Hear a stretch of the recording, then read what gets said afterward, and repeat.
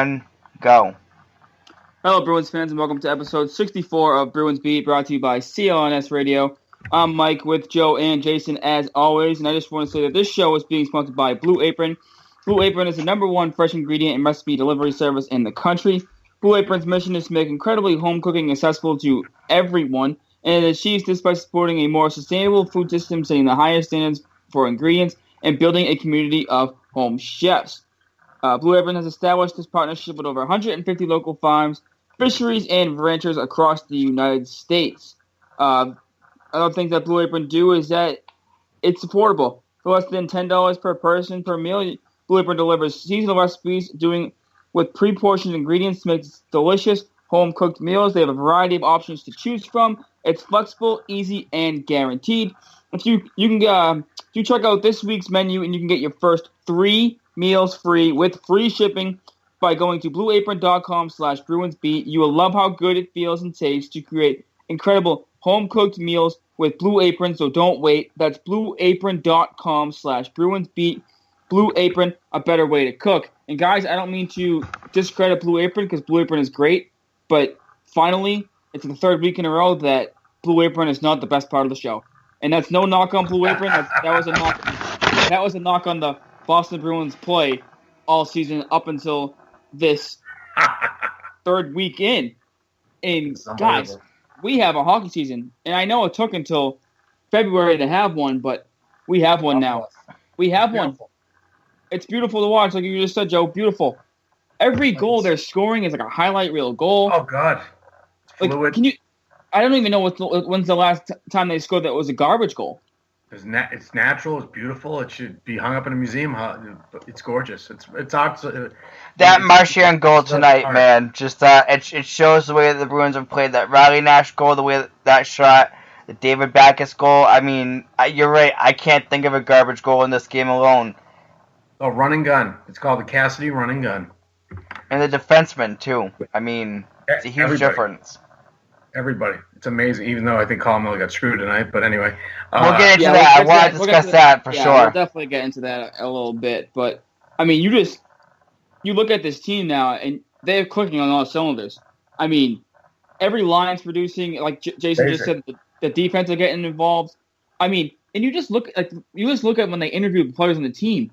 And I was listening to Bergeron on Touch and Lick this morning, and he was pretty much like, obviously Bergeron was one of the big supporters of Claude, so Bergeron's not going to knock Claude. Other players on the team have knocked Claude, and we'll get into that a little bit later, but Bergeron's obviously a Claude guy. He loves Claude. Bergeron's just not the type of guy to, kick someone while he's down.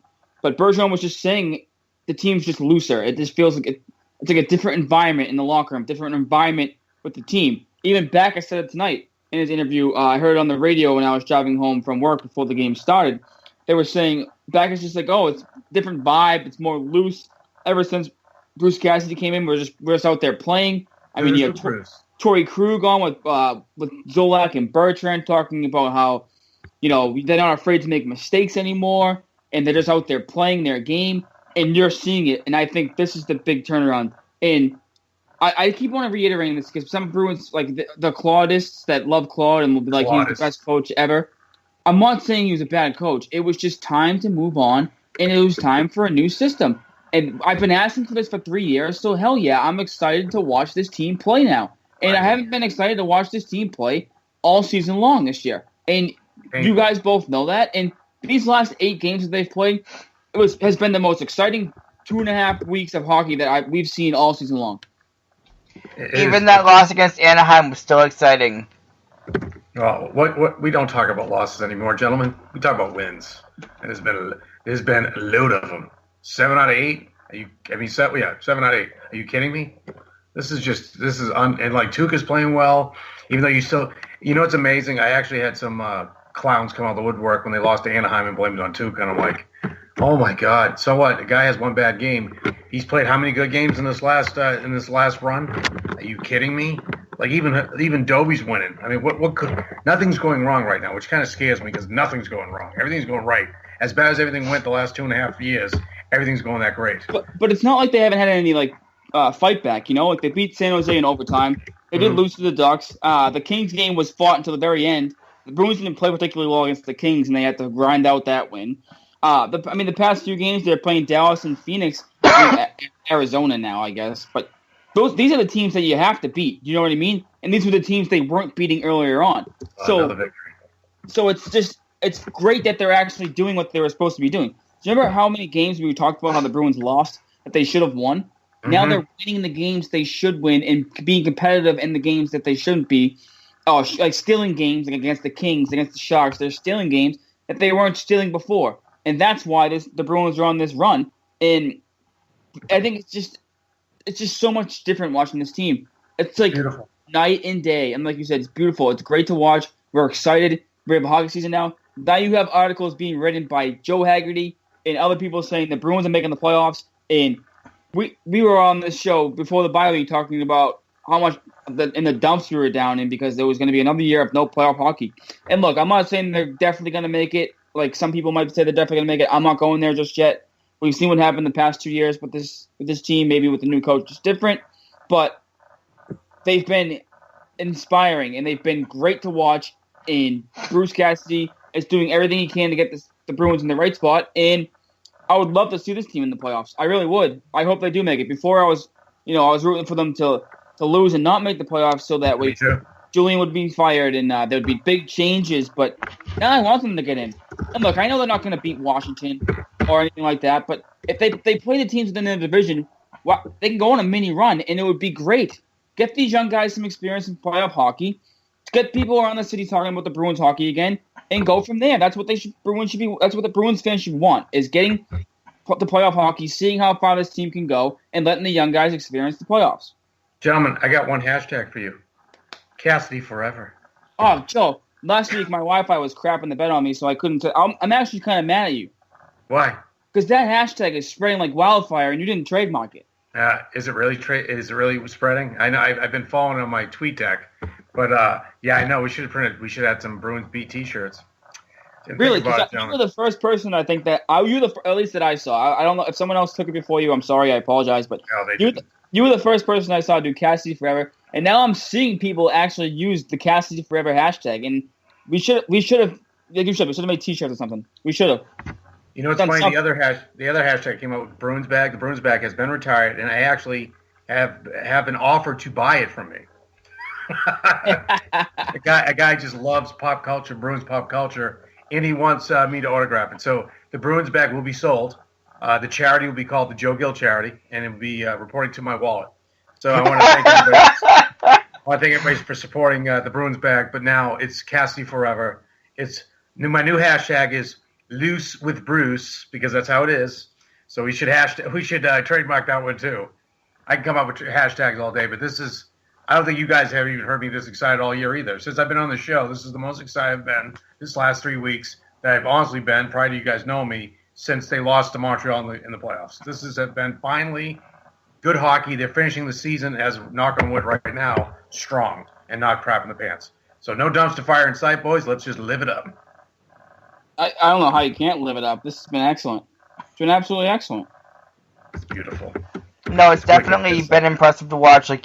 Like when the season first started, I wouldn't have the urge to really watch any of the games because right now I was just tired of watching them play. The last 8 games since the Bruins put Cassidy in there, I have done everything in my power to watch every single game that I can when I'm not at work. Oh yeah, it's been like a complete turnaround. Like obviously we'd have to watch the games regardless, whether they were good or bad. But you remember how dreadful it was coming on the show when Joe was wearing a bag over his head? I couldn't breathe.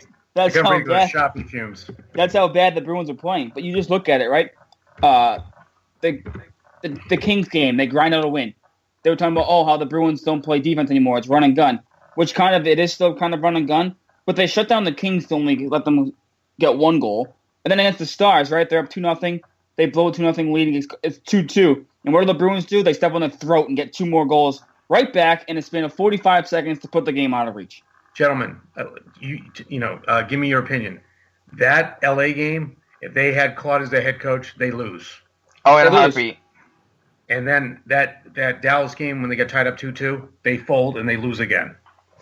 Well, I actually heard this point on Philgram Match too, which really got my mind going too, is how they talked about remember when the Bruins used to come off a West Coast trip and it would just be a scheduled loss? Yes. Or it would be like, oh, well, we have to travel from the Western time zone or the Eastern time zone. We're playing a bad team. The Bruins wouldn't show up. They'd lose like 1-0 or 2-1, and it would just be a terrible game. And they'd go, oh, scheduled loss. They actually came out tonight and played well. They scored goals. Like, the same thing happened tonight. They scored the first goal. They've scored a first-period goal in the past, like, 10 games or so. And they've scored first in, like, 7 out of the last 8 games. Not a surprise there because they're winning. It's just everything they're doing, like you said earlier, Joe, everything they're doing right now is perfect. Absolutely perfect. I'll take perfect because you're not much heartburn and palpitations and just like that you just want to basically punch a baby after every game. Not my own kid, but punch a baby after every game that they completely crap their pants. It's so good to actually look forward to this team, get excited again. This is like it was like I said, you had that girlfriend, you guys were on some tough times, and then she decided to go get some new lingerie, and then it's all like Donkey Kong. So this is exactly what it feels like. It feels like new love all over again. It's like makeup sex. Absolutely, yeah. It is. It is. Or it's like Joe said that tonight. She's sleeping, right, bro. So no. This is just too good. No, like you said though, it's like when you've been married or in a long relationship with a girl for a long time, and it's like you just need something to spice it up a little bit. Like you said, Joe, gets her hair done, or she gets new lingerie, or she does something along the lines of just doing something out of the ordinary, but she's still the same person. And that's what the Bruins did, and that's what they needed to do, and that's why it's so fun to watch this team play now. And I don't know if you guys have been noticing, but they're starting to put some separation between themselves and the teams in the Eastern Conference a little bit. I mean, they keep winning. I mean, now you look at it, it looks like right now Philadelphia could be, really fighting its way up to be in the playoff spot, but I mean, I think they're kind of out of it now. Tampa Bay started to sink a little bit. Buffalo's starting to sink. I mean, Detroit's last in the Eastern Conference. I mean, the Islanders are still, flying, but now there's still 2 spots open. And like you said earlier, Toronto's going out to the West Coast now. It's not going to be easy. Not going to be easy. Everyone knows those West Coast trips aren't easy. No, they're getting some separation. I know some people are questioning there, but look, they have 72 points right now. Florida has 66. 66.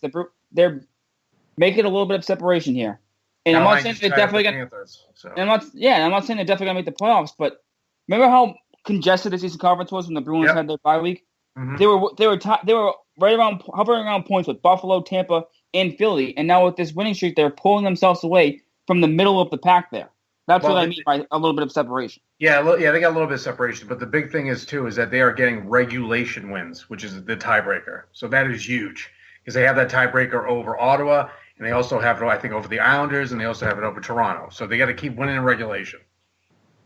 Yeah, people don't realize how big regulation wins are, and not taking the games to the shootout. And like you said, the Bruins have more, but they just tied Ottawa with those amount of wins, Joe. But everyone else, you're absolutely right. They have more regulation wins. They have 33 wins, and that's the problem with a team like Toronto, that they're going to hang around. But the only reason they're hanging around is because they have 13 losses in overtime. 13. That's true. Yeah. The Islanders have 10. Florida has 10. The Bruins only have 6. Like you said, but it's better to get regulation wins than to get a loser point, and that's what Toronto keeps doing. Yeah, and so as you just said, the Bruins actually have 2 less games than Ottawa played, but they have 2 more regulation wins. So that still can kind of to their advantage. So, but like you said, they're going the right way. Montreal, they squeaked out a couple OT wins, so they haven't been lighting the world on fire by any stretch of the imagination. Ottawa's been up and down lately.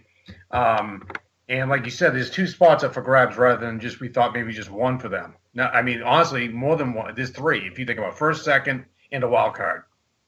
So guys, I'm black and blue because I pinched myself so many times that this was a dream. Since the Patriots have won the Super Bowl, I have been on a 3-week wet dream. I don't know if I'm excited, I'm wet, or is it raining, or whatever. There's a pipe that burst in my room. I have no idea what's going on, but I love it. It's unbelievable. It's good to finally feel good. Yeah, it is. And you know what's great about this too is the and as the Bruins have gotten better, I finally started getting better too. Yeah, you are better. You do sound better, man. You must be. Are you drinking tea Because that tea's working. Hey, here's the good news. I stopped drinking energy drinks and soda. Good job, buddy. See, this is what Bruins do. Bruins just make you happy, even though I ate like a complete glutton pig today. But besides that, I'm feeling good. Yeah, too much food at work. But anyway, food makes you happy, and so do the Bruins. That's all that matters. But like people, and also the Bruins play Ottawa 3 more times, and people. They do. Yep, Ottawa 3 more times. They play Toronto coming up. They play the Islanders coming up, and they play Florida and Philly coming up. So if the Bruins, people, if they don't believe about separation now, they have plenty of opportunities to get separation again. And also, people think like Ottawa's just that team that keeps hanging around for some reason. But you look at Ottawa, right? Their goal differential, they're -1. So like you said, Joe, they're up and down and they're beatable. It's not like they're lighting the world on fire. Nope, not at all. The Bruins have to be the hottest team in the NHL. Damn close. Am I right? No, in their last 10 games, they're 7-3. Yeah, because you got to remember they won 3 before Claude got fired. They lost 2. They fired him, and now they've won 7 out of 8. Yep. So they're bona fide in fuego. They are. And speaking of Claude Julien and getting on the lines of that, there were interesting comments today by Ryan Spooner, and we've all come to realize this with Ryan Spooner and about how he plays the game. Sometimes Spooner can be frustrating. Sometimes Spooner looks great out there. But sometimes Spooner's just one of those players where you look at it and you just say, what is he? And clearly, he did not like Claude Julien. And they didn't get along.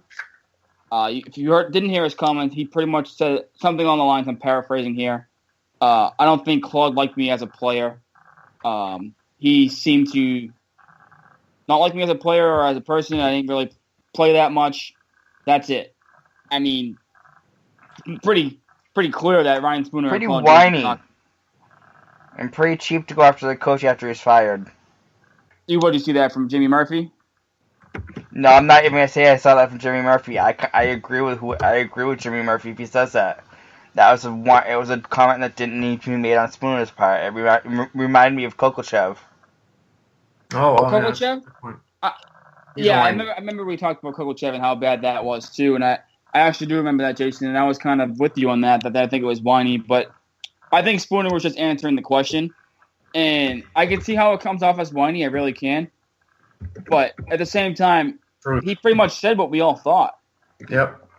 He pretty much said what everyone was assuming, and I understand you want to keep that in-house, he probably shouldn't have went there, but he finally admitted something that we all wanted to know. Was that, did he not get along with Spooner, or did he not get along with skilled players? And I think it's coming out now that he didn't. Because KYRIE seems rejuvenated by this coaching change also. So it's not just Spooner. I think it's a lot of skill guys.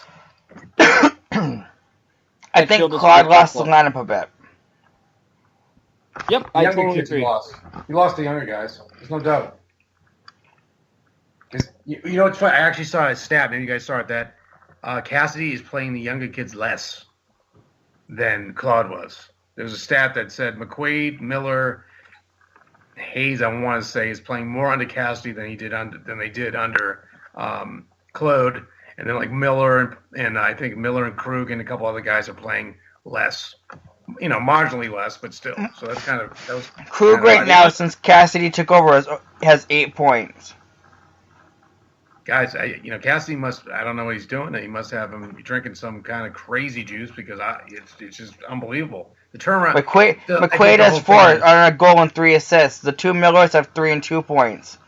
The entire defense is producing up and down.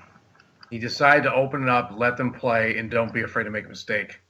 Because that's what they were playing scared. That's what they were.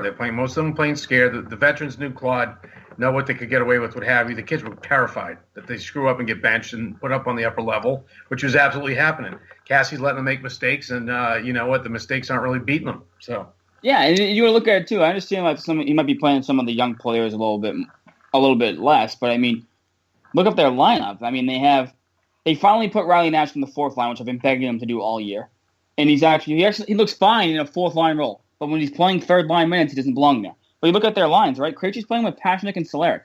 Both of those guys are young. Cehlarek's a rookie. Pasechnik's in his 3rd year. And then you look at the 3rd line, and Spooner and Vetrano are getting regular shifts. The one thing that pissed me off that Cassidy did was sit Colin Miller the other day in Dallas and played him tonight. But, I mean, Colin Miller's played a lot better, I think, under Cassidy also. So those are the young guys that I'm talking about that I think are flourishing under Cassidy. No doubt. And then Go ahead. No, I was just going to say that's what I mean with the younger players, and it seems like maybe with this trade deadline that it could be getting even younger because they could be selling off some pieces. But before we get to the trade deadline, I do want to talk about the hit tonight about Colin Miller. Speaking of Colin Miller, I hope the Vermishof's okay. They just showed a picture from him from the hospital, and his eyes were open and everything. So okay, but he put a thumbs up. He didn't put the thumbs up on the ice, which is always a good sign. But yeah. He was definitely unconscious for a little bit. But I'm saying I'm hoping he's okay. I hope he's all right. But the one thing that pissed me off was that's not a penalty. I don't think it was a penalty. No. And I'm sorry if you guys agree with me. Caught the wrong way. I think his defenseman gave him a buddy pass, and that's why he put him in the spot. It was not a charge, and I think that the only reason that he got called for a penalty was because Vermishov was knocked out. And I think if Vermishov got up and skated off on his own power, it wouldn't have been anything. Maybe someone would have dropped the gloves with him and fought Miller, but I don't think he would have been kicked out of the game, 5 minutes charging. That was not a 5-minute penalty worth of game misconduct. It was a legit buddy pass that the defenseman should have been like, if I pass this puck to this guy, he's going to get killed, and that's what happened. Those used to be hits in the NHL like that every single game, even just like 5 or so years ago. That was an absolute killer of a pass by the defenseman and not a 5-minute penalty. But you know what? The Bruins, they get the penalty, they go about their business, and they score a short-handed goal. Don't want to beat them. Yep. But that was a clean hit in my eyes. I think we're all agreed on that. And I haven't seen anything yet. But I hope he doesn't get any discipline for that. I was listening to Beersy and Gosher on the way home, and they both said that the refs kind of wanted to cover their ass and just call the penalty in case they saw the replay later and they missed it, and you know what I mean. So that was kind of just a panic call on their part because he got hurt. So yeah, our buddy Mark was at the game, and I saw him say that they didn't even show the replay on the jumbotron of the game. So I'm assuming they didn't show the replay because of the crowd uproar, or they probably. Right. So that's what I'm assuming because the refs would have got eviscerated if that was the case. And I agree with Tyson right here, who said his teammate should have been the one getting tossed and giving him that pass, which I totally agree. You can't give your forward a pass like that and see Miller coming they showed the play. You can see Miller right there. It was just a absolutely terrible pass. That's like you said, the refs are definitely trying to cover their own asses, though. It's equivalent of football when you throw it over the middle and you got to get blown up. I mean, that's exactly what they just did. It's a tough call for the refs if they don't see a replay. But I hope after that there's no other supplemental discipline. The NHL will, respond by saying there's no other discipline. At that point, you're okay with whatever the call was, and you just move forward. The Bruins won anyway. Yeah. Can I just chime in about the Arizona Coyotes? Can this team just move, please? Because evidently they do not care. They need to. They speak about a kick in the pants and a different, just a different scene for them, a different venue. Can they just move to Seattle or Quebec or something? Because the team is dismal. This will be like their 6th season in a row not making the playoffs. They're pathetic. That city should never got a team. Absolutely. Yeah. Not to go all like Coyotes on you first, but for a second, did you see what Shane Doan did after they traded Hansel? No. He was pissed. He was pissed. He was so mad. He's like, he pretty much said without saying, like, I don't know what we're doing here because we're clearly not trying to get better. No, they're not. I hope they trade Doan and get him out of there. It's too bad. He's been a good soldier. He's been there for 21 years or whatever. Just move on. I mean, that whole city, because you saw when they played out there was no one there. No one goes there. And if they go, they're Bruins fans who live out there. So it's pathetic. I mean, the NHL, Vegas is going to succeed because it's Vegas, but Arizona was just, I know what's his face, Matthews grew up, down in Arizona and stuff, and that's the reason why he became the player he's become. But that team's just a joke. Yeah, but you always get like the random hockey player that's good from like Florida or Southern California. In this case, Matthews is from Arizona. But the reason that there's only one is because they don't play enough. Do you know what I mean?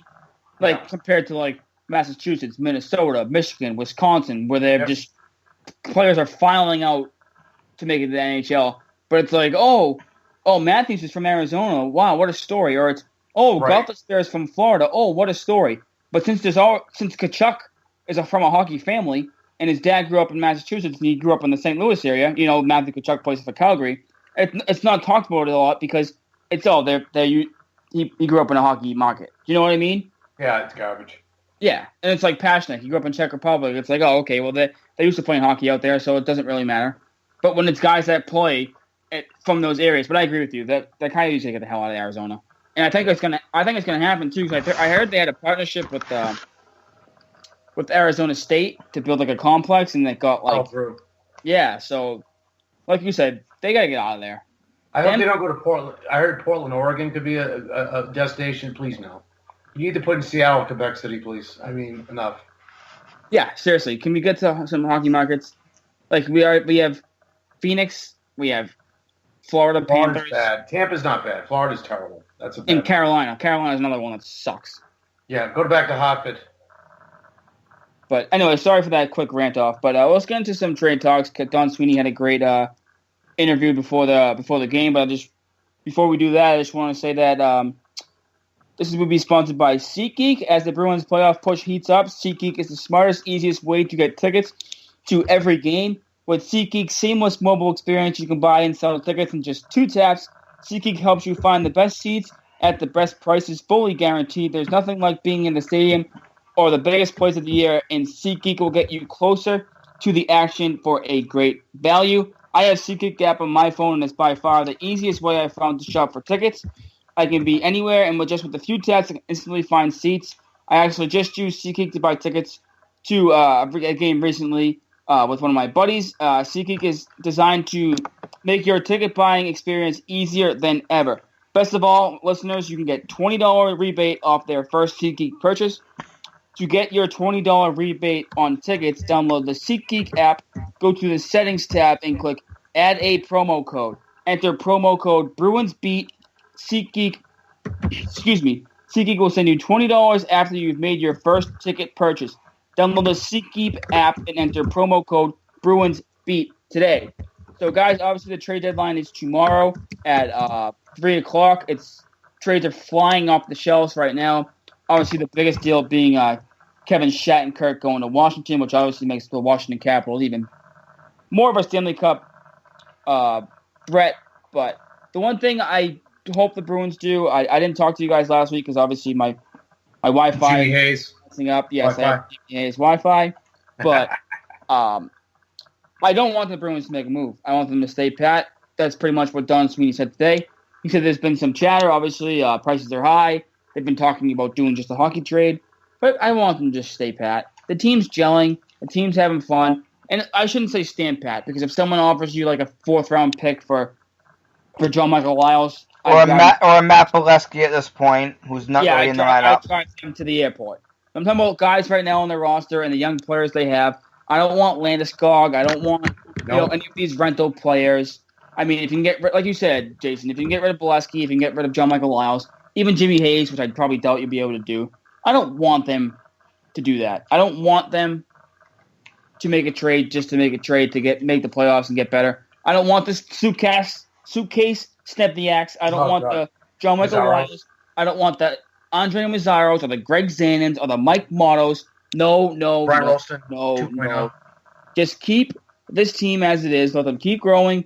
I mean, the only way you do it is if you insert another younger player for someone else, for like Jimmy Hayes, and take Jimmy Hayes out of the lineup. Whatever. I don't care about Jimmy Hayes. But everything else, just please remain the same. Wait for the offseason to make a big trade if you want to make a big trade. Evaluate your players you have now. Let them grow. Let them see what they can do. They're on a nice little run here with Bruce Cassidy. Just stay pat. That's my one plea. That's my one plea to Don Sweeney. Stay pat. The only thing I would do is try if you could get a 4th defenseman or something without giving away the farm, like for trading a 2nd-round pick or something.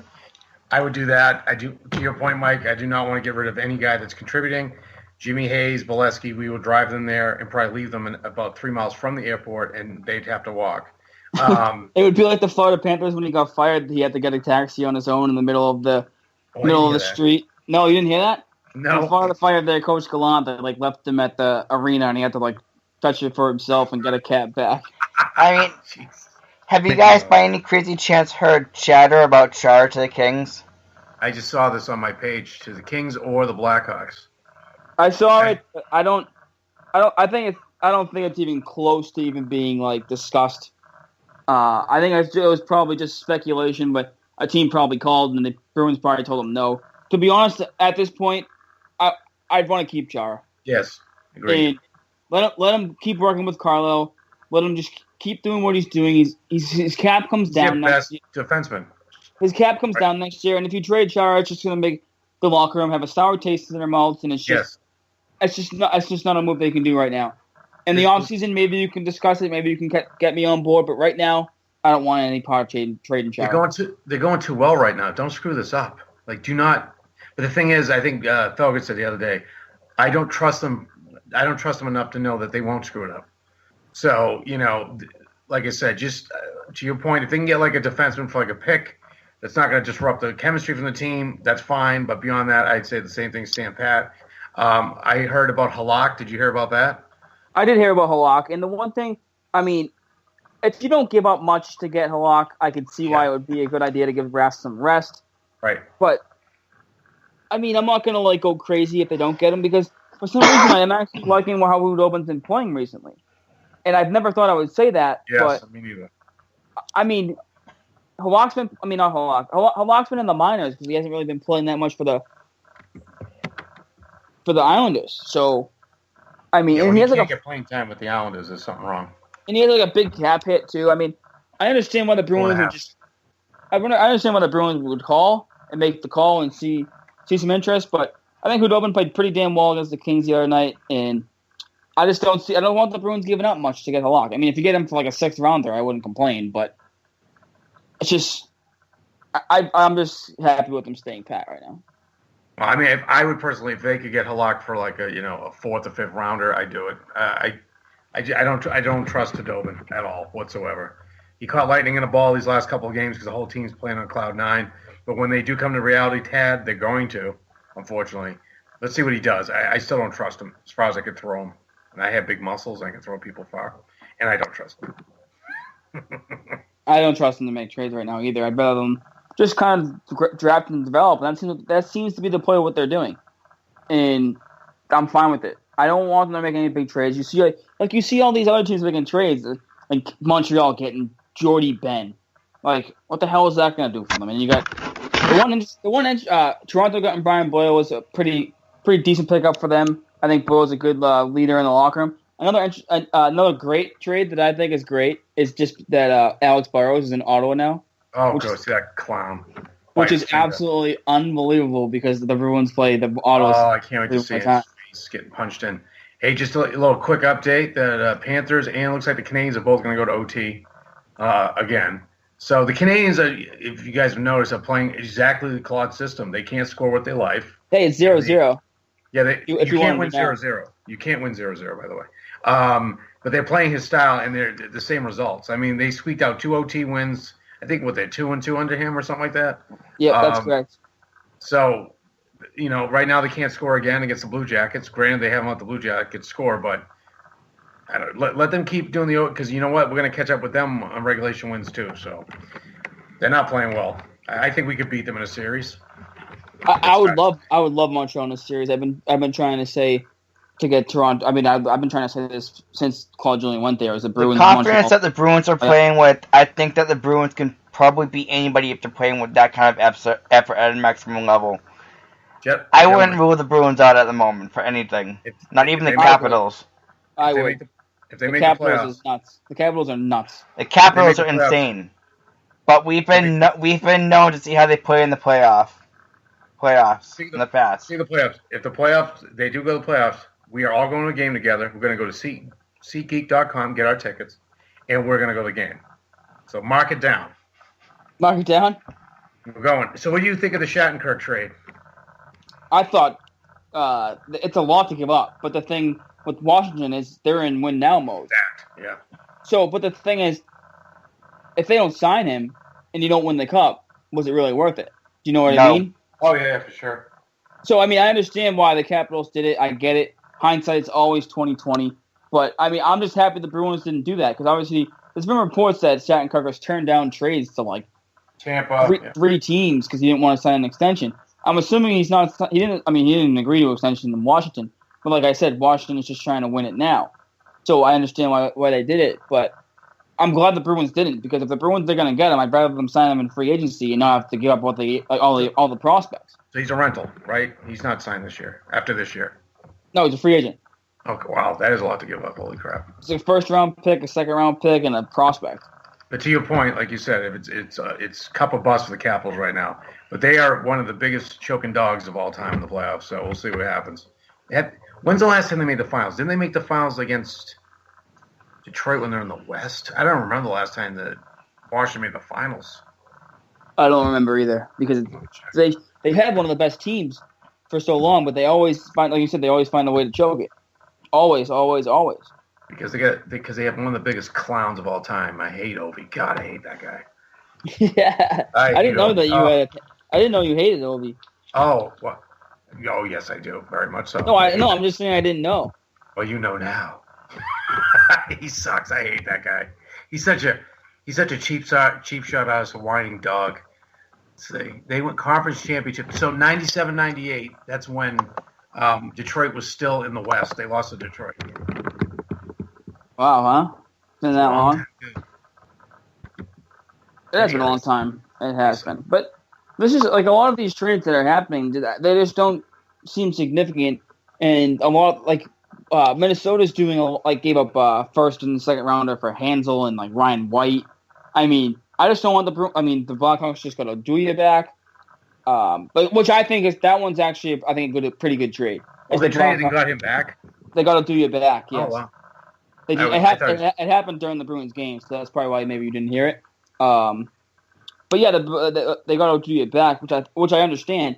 But other than that, I mean, Shattenkirk going to Washington obviously is a big one. But the other prices that you're seeing going around, if the Bruins could sell one of these guys that they have, I would sell them. Like we said, the guys we talked about. But for the most part, I don't want the Bruins touching anything like that. I don't want Martin Hansel for a first and second rounder. I don't want Shattenkirk for a first and a second rounder and a prospect.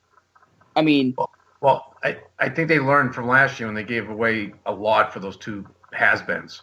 So, Lyles and Stepniak. Now, look, Stepniak never re-signed, and Lyles barely plays. That was just what a waste. That if you think about their whole trade deadline last year with Stepniak, Lyles, and not getting anything for Eriksson was a disaster. It was, which is why I just want the Bruins to just don't do anything. Yes. Not a single thing. Donnie. Put the phone down and walk away, Donnie. Donnie, put it well, down. Unless someone's getting if crazy, they're getting a steal, you take it. But other than that, you stand pat. Yeah, if you can give Bolesky and Hayes away for like a jumbo meatball in a large Miller Lite, let's do it. But beyond that, I wouldn't do anything. Do you think they can trade Hayes for like a new seat cushion or something? Like a whoopee cushion that makes fart noises. Yeah. That would have some purpose because it would be funny. So Sweeney and Neely can play tracks on each other? How many more years do we have of that clown, Hayes? Another year, right? Another year. Oh, God, please, Lord. And I love when people say he's playing better. If you play better than poop, you're still poop. Yeah. So he went from diarrhea. I think it's diarrhea. He went from the runs to what, diarrhea? He's if I took my son's diaper when he was a baby and Jimmy Hayes, the diaper would probably have more use.